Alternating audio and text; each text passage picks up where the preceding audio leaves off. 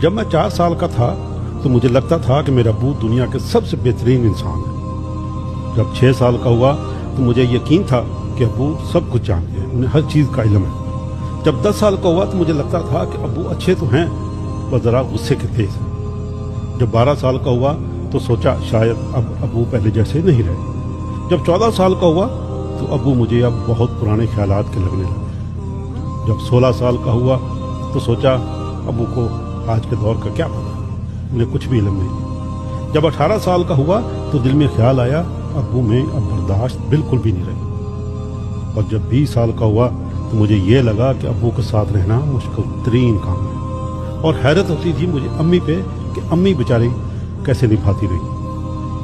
اور جب 25 سال کا ہوا تو لگتا تھا کہ ابو کو میری ہر بات پہ اور میرے ہر کام پہ اعتراض ہے۔ جب 30 سال کا ہوا تو سوچا کہ ابو کے ساتھ اتفاق رائے ناممکن ہے، شاید دادا جان کو بھی ابو سے یہی شکایت رہی ہوگی۔ پھر جب 40 سال کا ہوا تو محسوس ہوا کہ ابو نے ہماری پرورش بہت اصولوں سے کی تھی، اور میں بھی اپنے بچوں کو اب ایسا ہی بنانا چاہتا ہوں۔ جب 45 سال کا ہوا تو بڑا تعجب ہوا کہ ابو نے ہم سب کو کیسے سنبھالا تھا۔ جب 50 سال کا ہوا تو سوچا بچوں کی تربیت کتنا مشکل کام ہے، پتہ نہیں ابو نے ہمیں بڑا کرتے ہوئے کتنی مشکلیں کی گزرے ہوں گے، کتنی راتیں جاگ کر گزاری ہوں گی۔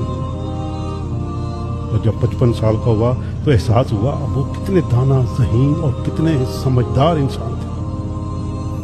اور جب 60 سال کا ہوا تو دل سے نکلا ابو واقعی سب سے اچھے تھے۔ دوستو 56 سال لگ گئے، لیکن زندگی نے گھما کے وہیں لا کھڑا کیا جہاں سے سفر شروع ہوا تھا، کہ میرے ابو سب سے بہترین ہیں۔ دوستو آئیے جب تک ہمارے ماں باپ زندہ ہیں ان سے محبت کریں، ان کی خدمت کریں، دل دکھانے والے نہ بنیں۔ یہ وقت بہت بے رحم ہے، کل کو صرف یادیں رہ جائیں گی۔